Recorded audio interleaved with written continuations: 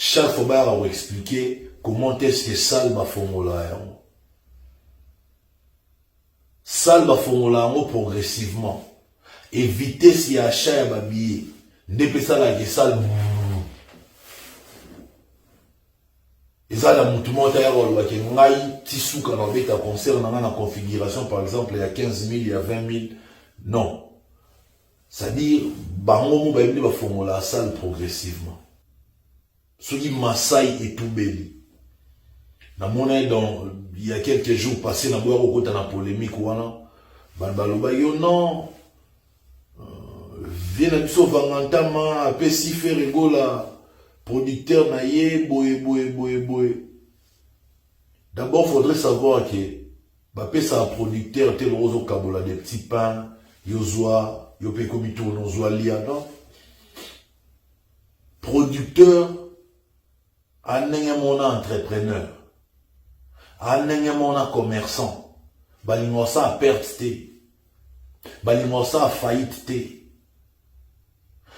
Producteur nyonso akenda toujours koluka artiste au hasard rentable. Ou yoko tsele mon solo, ou ozong tsele mon solo ya bobimisa. Alors polémique ya dit autour ya Maasai Prod, na vanda yenye na otala ga batu. Batu mso maboma, baki olobo non. Eza vient na mso vanganta mamuta CD producteur na non. Producteur à la place Maye Chola. Producteur à la place où il s'est retrouvé. Et aujourd'hui, c'est un secret de polichinelle. Bah, tout capacité, il y a rentabilité à faire rigolo. En termes d'événements. Faire rigolo est plus rentable que n'importe quel artiste. Rentabilité à l'événement à faire rigolo, il y a trop. Et bah, rentabilité à faire rigolo, les a sur base, il y a quelconque soutien billet en groupe, faire la rentabilité, la rentabilité naturelle. C'est-à-dire les gens achètent les billets et puis billet pédé l'ongwa au monde. Tito à niveau Maasai Prod à tout belli non mobondo pour vivre réalité na prévente kaka. Vente Ekofongoma le 9 décembre.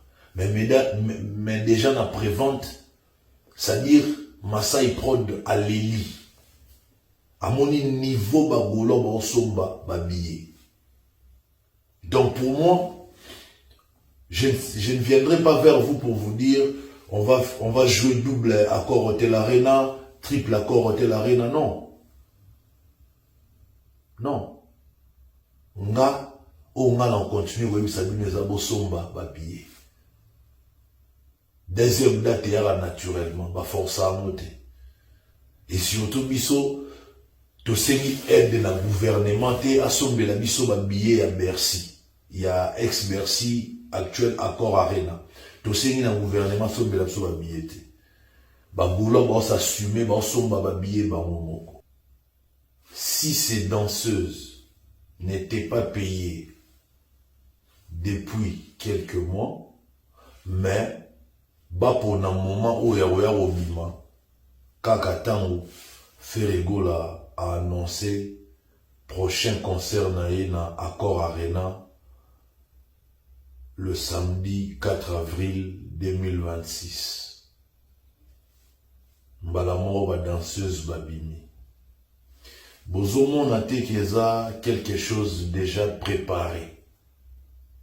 Justement parce que Ferrego la dérange. Mon natie, botalelanga, Congo température, ya maman Rosette et la fleur, nadambu. Seulement pour nuire.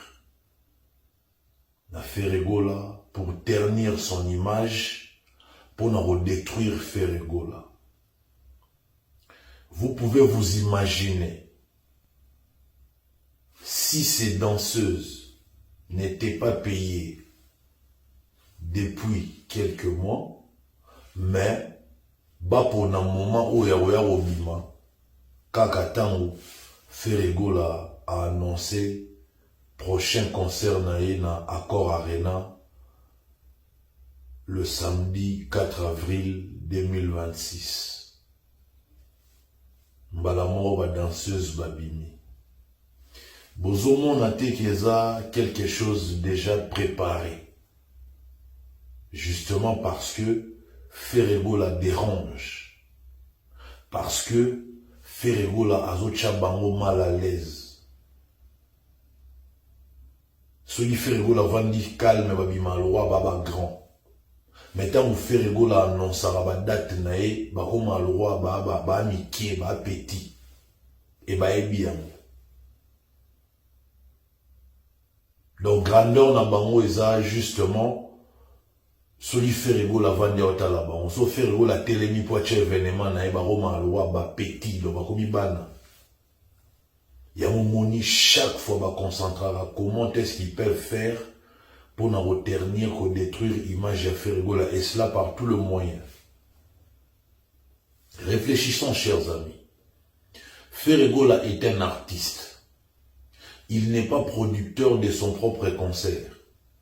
Il y a un producteur. Il y a une maison de production. La production du concert, il y a ING Arena. Eza assuré par Ferrego Laté ni son équipe. Il y avait une équipe où il gérait qui concert au Rana.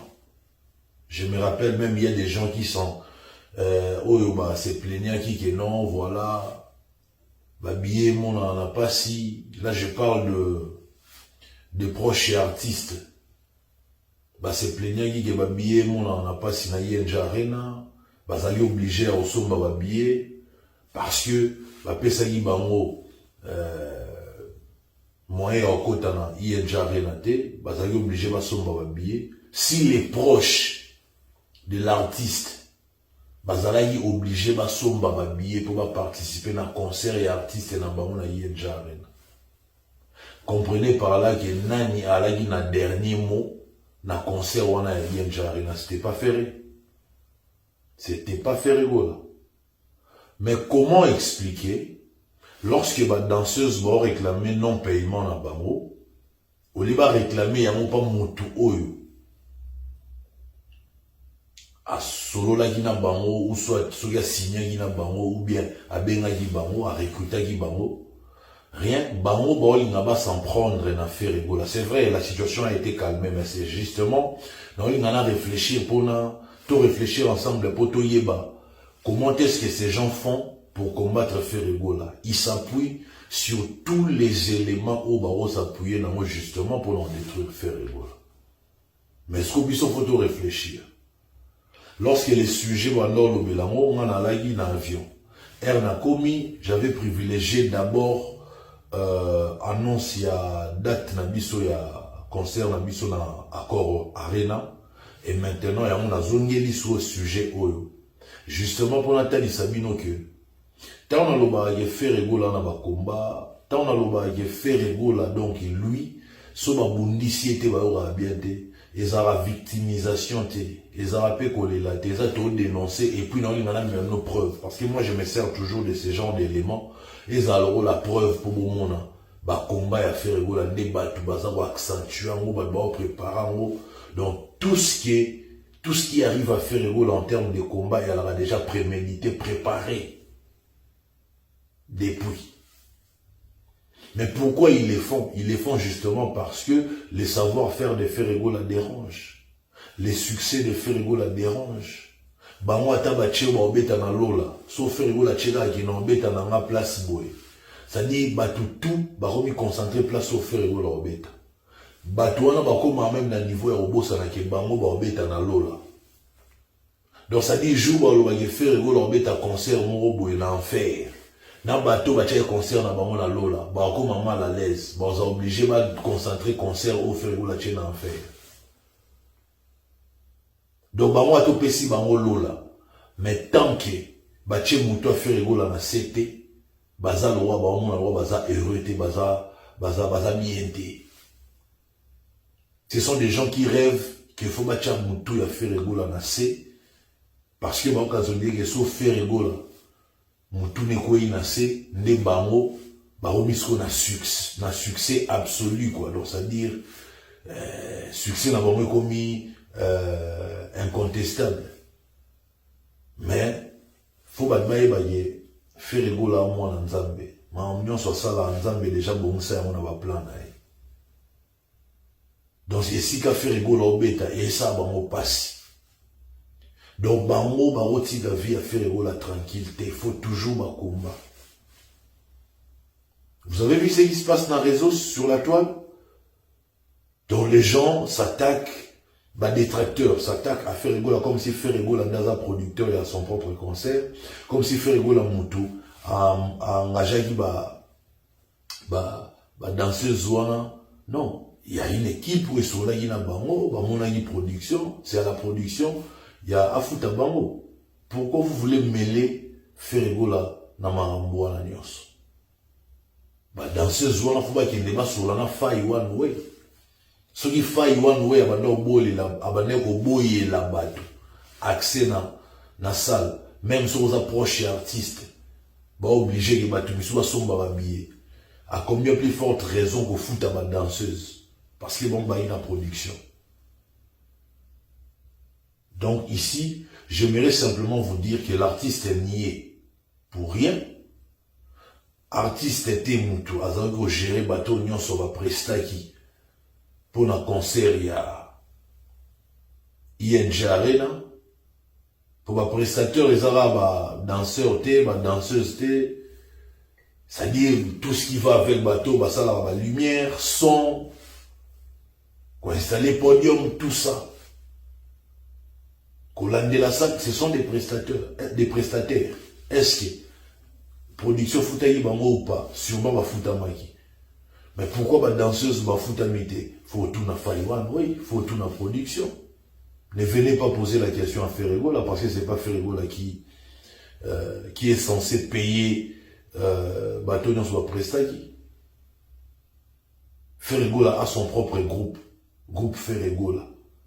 On va accompagner dans l'événement les restes, il faut voir ça avec le producteur. Mais puisqu'il s'agit ici de nuire à l'image de Ferré, puisqu'il s'agit ici de s'attaquer à Ferré, puisqu'il s'agit ici de détruire l'image de Ferré, il y a mon moni,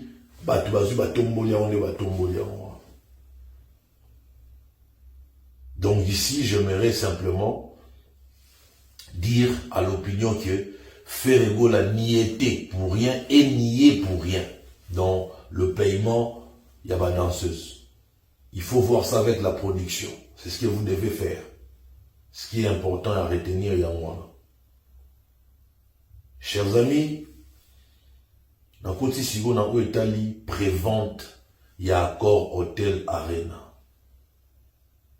Et là, on a CPLI premièrement, Gaulois, amour na bango vers Ferregola, et Zalassou y a démontré. Et comment réel, et comment réalité, comment vivre en haut. Vous pouvez vous imaginer, prévente Fouamiga na 14h, pan, babillé Romo Kende. Et surtout, même la maison de production, c'est-à-dire Masai Prod, et Toubeli, et Lobi Pena Yenon, Mobondo, et un slogan, te va vivre à moi. Ce qui Masai et Toubeli. Il y a quelques jours passés, dans la polémique, non, viens à sauver Vangantama, après si Ferregola, producteur naïe, boé. D'abord, il faudrait savoir que ça un producteur tel Roso Kabola, des petits pains, Yozua, Yopé Komito, Nozua Lia, non? Producteur, un entrepreneur, un commerçant, balimosa a perte, balimosa a faillite. Producteur nyonso akenda toujours koluga artiste ou hasard rentable. Ou yoko tsele mon solo, ou ozong tsele mon solo ya bobimisa. Alors polémique yaki autour ya Masai Prod, na vanda yenye na otala bato. Batu nso maboma, baki oloba non. Eza vient abso vanganta mamuta CD producteur na non. Producteur à la place Maye Chola. Producteur à la place où il se retrouver.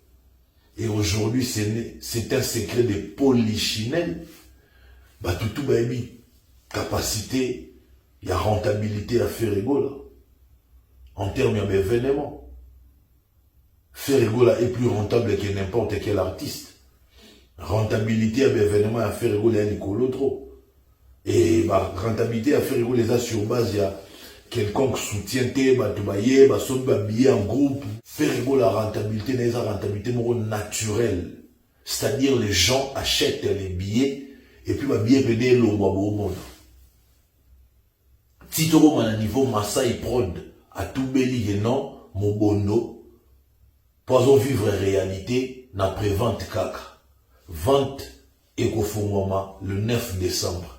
Mais déjà na prévente, c'est-à-dire Masai Prod à l'Eli. À mon niveau, bagolo basomba babillet. Donc pour moi, je ne viendrai pas vers vous pour vous dire on va jouer double accord Hotel Arena, triple accord Hotel Arena, non. Non. On continue, oui, ça nous a bosomba babillet. Deuxième date, il y a naturellement, force à monter. Et surtout, biso, to semi aide la gouvernement, à somber la biso, billet à Bercy. Il y a ex-Bercy, actuel accord Arena. To semi la gouvernement, somber la biso, billet. Boulot, va s'assumer, somba, billet, momoko. Et puis, boulot, va capable de représenter, billet, na bango. Les athées, le roi Batumisu sous babillet et son maman, oui, mais présentant mon babillet, pas présentant nulle part. Vous allez comprendre que non, babillet, on est son maman, il n'a pas n'engé moroboé, puis n'a pas n'engé moroboé, pour n'a pas calcul moroboé. Mais il y a pas gaulois, au senti que n'a pas billet longoué, ça dit, plan à ça les démontrer. Billet longoué, plan à ça les démontrer.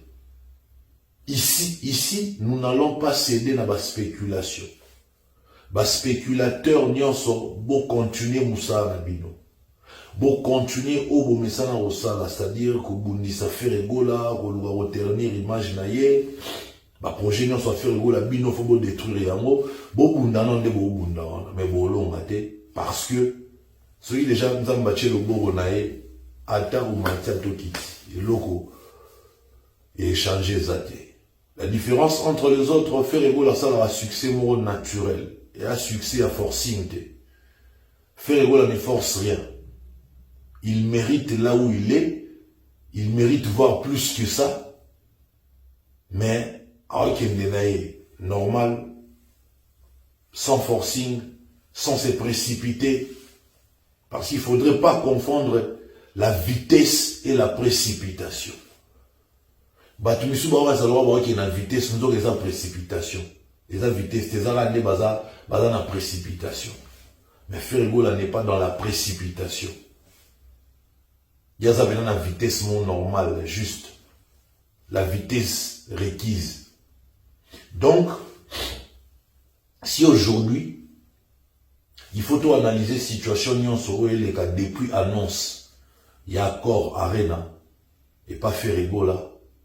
Comprenez par là que bateau nyonso bakosa na kombo ya Ferrego la lelo boyo kasoni que Ferrego la royema na français te Ferrego la robeta concert na stade des martyrs te Ferrego la kutu basala poto a okokate pour atone 17 ans na bateau te Ferrego la kutu automatique avion ayebani na elisuste. Au fil du temps, Ferrego la a eu à démontrer sa capacité à affronter Oignon Sobabaloba, peut à démontrer à la face du monde qu'il est capable, qu'il est compétent dans son domaine. Lelo Moutaro Loba Susu Azati. Et vous verrez que de l'autre côté, concernant Ferrego, il change de version à tout moment. Ils n'ont jamais gardé la même version. Bah changera la version à tout moment. Il y a un moment où il y a une phase, il y a une version, on va changer. Ferrego la retourne de sa stade des martyrs, il y a un fan. Son petit frère, lui, quand même, il avait osé. Ferrego la sali, débordement, marée humaine, na stade des martyrs va changer langage. Tolongwe siko na comparaison Congo, toke na poto, faire gola na basal nini en beta au kokate. Faire gola bandio longo la basal. Aujourd'hui on vient nous parler maintenant il faut remettre à concert et Sikaboué, il faut remettre à concert et Sikaboué. Raison pour laquelle na bana bato faire gola sala maramuté pour la na X to Y, faire gola yon sala maramuna temps na ending à prévoir.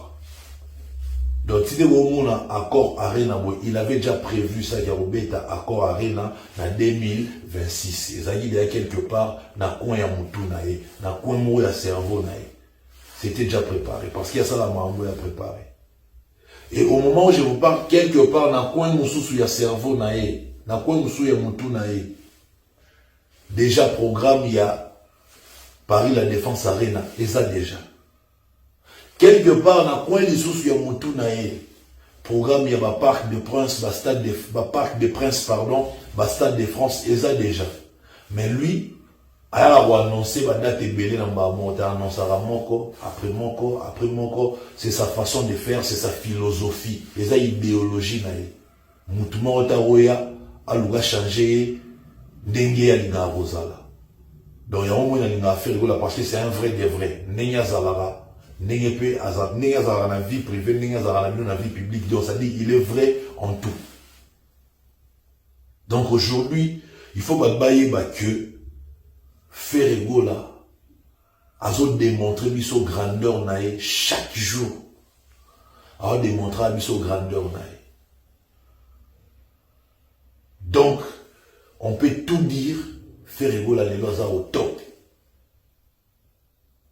Donc, na zone, na prévente ya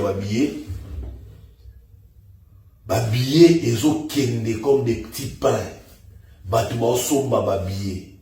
Chère Gauloise, cher Gaulois, cher gladiateur, toi qui n'as pas encore acheté ton billet, eh ben, tu risques de rater ces grands événements, de manquer ces grands rendez-vous, simplement parce que tu as traîné pour arracher ton billet.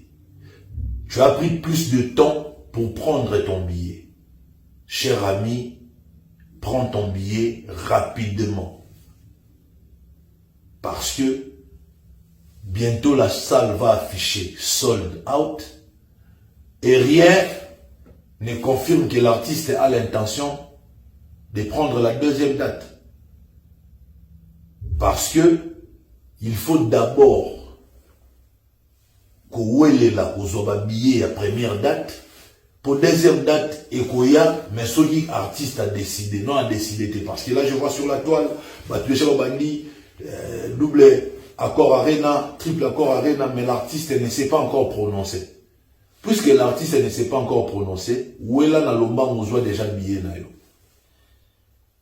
Zoa déjà billet na yo, mi vande la nango, la calme, parce que la prévente madame na moni, n'andenge producteur à tout belli. En tout cas, je vous dis, où est retraîné après billetterie, ouverture, il y a billetterie officielle. Le 9 décembre, où est retraîné est allié. Je crains fort, avant fin décembre, ma billet non se s'épuiser. Et là, on craint rien. Alors, la ligne, il y a solo, il y a affaire, les padres. Ezala, Gauloise, Gaulois, gladiateur, Ezala, mélomane, il y a bonne musique. Tout ce que j'aimerais ici, c'est que Bozala, dans le concert, on vous participer. Peut-être qu'il y a affaire, il y a makasi, il raté ce concert. Il y a affaire, il y a makasi, il raté concert. Alors, pour éviter de rater concert, chers amis, Bokende na lomba, on doit arracher déjà ma billet na bino. Prévente ici, là, le 9 décembre, ouverture officielle de la billetterie. Donc, Bosso m'a billet dans l'omba. Il y a quelqu'un qui vient de me parler, ma configuration, tout ça. Chers amis, je pense que c'est pas important. Chaque fois, on va vous expliquer comment est-ce que salle va formuler. Salle va formuler progressivement. Évitez si achat ya billet. N'est pas ça la salle. ça la mouvement d'ailleurs qui ngai tisuka na beta concert na na configuration par exemple il y a 15 000 il y a 20 000 non c'est-à-dire bango mo ba yebni ba fongola la salle progressivement et par ma place progressivement donc pour les milieux boy la bino là bon on n'a pas cité vous n'avez qu'à voir avec le temps ndenge nini ba place nyonso ici là et puis accord arena il affiché full. Souvenez-vous na ING arena pezala gabo. Baba ni ko tentox sur configuration après na suka ba ro ka soni potan ou salé là ça plan nango. Ba mo pena yeno ba place nyonso e fo moi maki ba place nyonso ba bazwa ki am. Donc tout va tout là dans format il y a 15 000 juste. Mais ça, les n'a affiché déjà sold out. Mais le rôle de ça, ils sont 800 places de plus. En tout cas, producteur, ou bien production, c'est de l'argent qu'on peut encore gagner en plus. Babaxé sous 800 places de plus. Dans 800 places, au Babaxé douana, et Tigalagi 165 ou 175 billets, si je me trompe, si j'ai encore une bonne mémoire. Billet Tigalega, parce que moi, je prenais les soins de compter. Bakaz nyonso ezali na couleur. Donc il tire à 165 ou 175 kilos. C'est-à-dire, Ferrego l'avait fait na ING Arena plus que même capacité maximale ou bien configuration maximale là. Donc pour nous le polémique au boye la biso en bien bêtise au boye na ba kotisa. Il y a ma configuration, il y a que des Congolais qui peuvent accepter ça. Et les Congolais aujourd'hui acceptent toutes les bêtises au moyen racontées. Petite anecdote. Vous pouvez vous imaginer, il y a des gens qui ont cru que non, Trésor Nakoti, Europe Boé, à Lukinkai, à Kotsawon en bateau, à Lekina Dingi, Soyindengeni. Non. Sans manquer de respect dans le bateau, Kotara Europe, Nadingi, tout ça, ce sont des guerriers, ce sont des courageux. Et j'aimerais même être à leur place pour affronter danger. Ou affronter le danger au comité d'Europe pour Bundi en tant que guerrier. Ou il y a un combat, il y a biso droit, biso orphelin des mères et des pères tout Bunda en vie. Le monde y a un bino bateau nyon so bokota Europe na mai na dingi bozo ba risque mais bolonga bokota quand même félicitations. Mais ngai na longwe aéroport à Njili na sali vidéo ba monde na atterrir na aéroport ya Athènes na Grèce na participer na forum qui organisé par notre ambassade de la RDC ici en République hellénique sous la direction de son excellence madame l'ambassadeur Micheline Matadi née Mouleba Mukaji n'a participé à forum moi. Après avoir participé à ces forums, nous avons eu attestation et participation dans l'AI. Après vos attestations et participation, nous avons dit bon, nous avons Sukoyo, France, na Belgique, comme prévu pour nous avoir lié na côté France, na Belgique, mais le forum, forum économique Grèce RDC, et que Ferrego a été invité. Assez n'a accompagné les salaires qui n'ont atterrir na Grèce na Athènes. Mais une fois forum mon ici, Ferrego là un jour avant, il y a Kotagina déjà Paris, on a le jour suivant dans l'Andaki. Mais faut mon assurer ne pas tout spéculer, bah cause ça dans les réseaux sociaux. Bah bien l'équipe c'est là il y a Turquie, République Tchèque, Slovaquie, Biélorussie, Russie, mboka ebele batangi wana dans la l'équipe na nzela moko puis batu ba ondima. Pourtant, il y a une vidéo à la chaîne où on a démontré batu ndenge quand j'avais atterri na aéroport Athènes, na zone li sous na aéroport Athènes pour na kota siko Paris. Aujourd'hui, batu lo boye baté Schengen et fongola je na ndenge kozwa visa Schengen orozwango kaka na maison Schengen te. À part kozwa visa Schengen na maison Schengen ndenge asalaki yango, orozwa pe visa Schengen na ambassade ya Belgique, orozwa pe visa Schengen na ambassade ya France, orozwa pe visa Schengen na ba pays nyonso ya Schengen. Okotisi demande kuna ozwa la visa Schengen kuna. Siko bato batikali na complexe wana ndiye po nozwa visa Schengen faut zonga soit na maison Schengen, soit na ambassade ya Belgique ou ya France, non. Tous les pays Schengen barope sa visa Schengen. Étant aux visa Schengen, aux en a droit à sillonner autant dans la pays Schengen nyonso. Bah si alors tout non jamais pas pour côté à osalani, bah tout non m'a demandé une fois au brandir visa Schengen, une fois au la liste bah visa Schengen, bah du passeport bah kani bah bumbi mutu et sur le cas. Aucun contrôle. Nazaraki na et pendant la Belgique na Roissy, Charles de Gaulle, na France, na Paris, c'est-à-dire tant bon a visa Schengen, bon l'examen marmoro. Parce que visa Schengen est là, c'est que on a liberté, on a autant dans le pays nyonso où est ça Schengen. Mais rien, j'ai vu des gens raconter des bêtises sur moi et les faibles d'esprit ont cru à cette bêtise. Comme quoi, trésor à l'équipe Anzela Maï Makolo. Vous me voyez moi faire tous ces trajets-là? Nazana fait rigoler à un trajet ou un nyonso. Peut-être que ça trajet ou un soki na koti poto na nenge na ngamo na befort na ngamo. Mais nga bazunga loi joueur ya football. Allô, trésor. Envoie la photocopie de ton passeport. J'envoie. Qui est dans la maison Schengen, mon moutouboé, bossala boé. Na commun na moni moutona big quand tu reviens demain, il y a un document boé.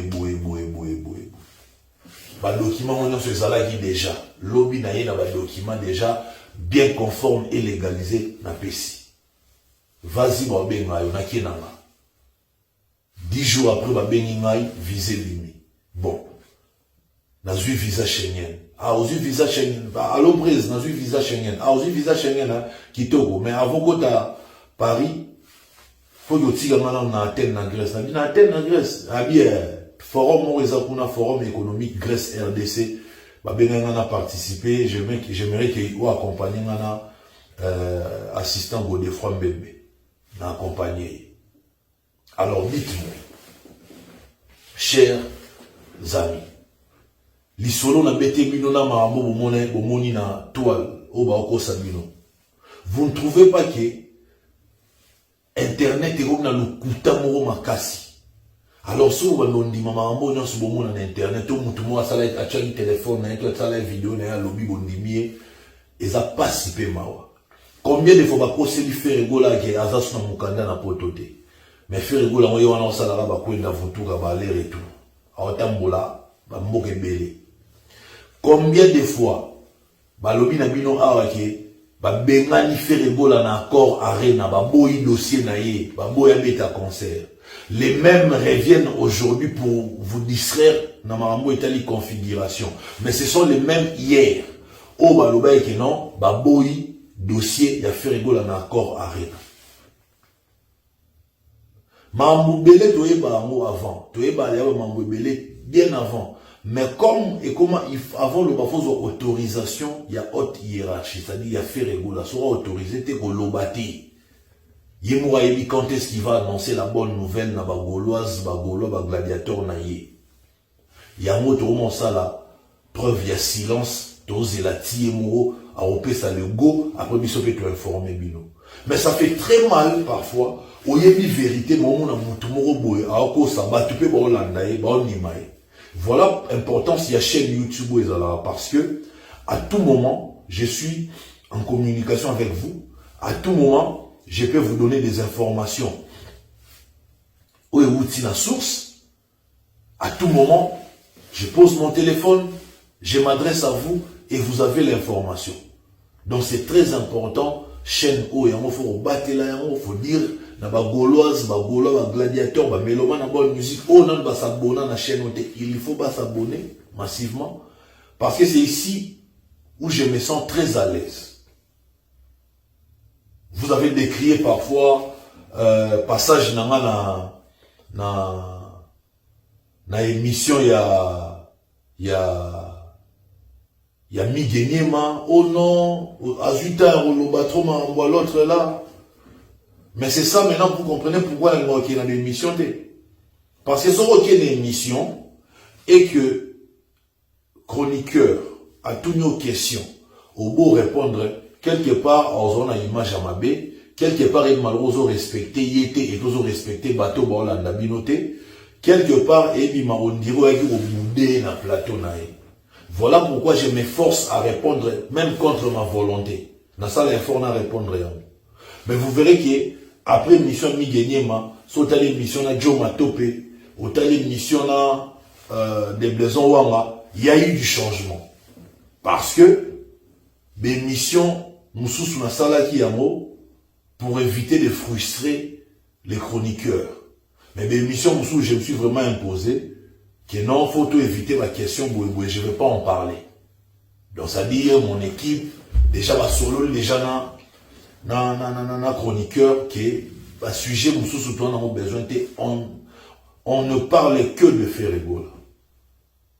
Donc, vous allez vous en prendre à moi pour rien. Moi, je ne faisais que répondre là-bas. Question à journaliste. Nabiso na ninga Congo soro yozo boya ma question journaliste. À un moment donné, il risque de se poser la question sur Rosani na plateau parce que ma question sera posée au Boudéa. Mais moi, je ne peux pas rester là dans le bêta du solo où ils ont passé déjà l'insistance sur non. C'était la première fois que les gars ont fauteuil. Et par respect pour la chroniqueur, j'ai répondu à ces questions, mais j'avais décidé que puisqu'il y a des Gauloises, des gladiateurs, des lobby, on ne parle plus de mon passé. Dans le lobby là, on va souster. Et binomoro, des Gauloises, des gladiateurs, ça fait des chroniqueurs, n'y en sont pas mama. Qui se passait dans la on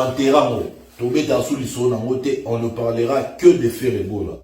Et on parlera aussi de la politique parce que je suis en politique. Aujourd'hui, si on a eu ma responsabilité étatique, je vois déjà Banan dans un SM. C'est clair que ma Gauloise, ma Gaulois, ma gladiateur dans un SM. Je ne parle même pas des papas Hervé, je parle beaucoup plus des fans dans un SM. On peut m'en balingara. N'est Ferregola la fois à la protéger, mais au moins on a sous protection à Nicolo. Donc ça c'est clair. Donc désormais, il y a une émission, on a toléré tout le bakaka. Et puis, si on va parler de moi, ils ont beaucoup plus dans l'anglais politique. Dans l'anglais à musique. Ça, c'est acté. Mais il y a s'expliquer, faire comprendre Bino que moi, je ne fais que répondre à la question où le chroniqueur va tout. Les autres questions, j'espère que le chroniqueur peut informer déjà. Alerter que Soro Yaminga Kotunanga Maramuto dans le passé, dans le passé, le présent et mon futur. Le présent c'est avec Ferregola, mon futur c'est en politique. Donc voilà. Je pense que on a partager na bino lelo yangwana les alagi pour expliquer que premièrement pour les milieux ça faut pas ternir image à Ferregola. À propos de non-paiement, il y a des danseuses.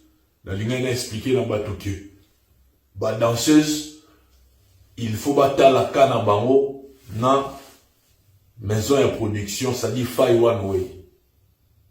Il y a des gérer le paiement et les prestataires. Et puis, il y a des Sibino Marambo et Tali prévente. Vous avez des billets et autres qui sont comme des petits pains.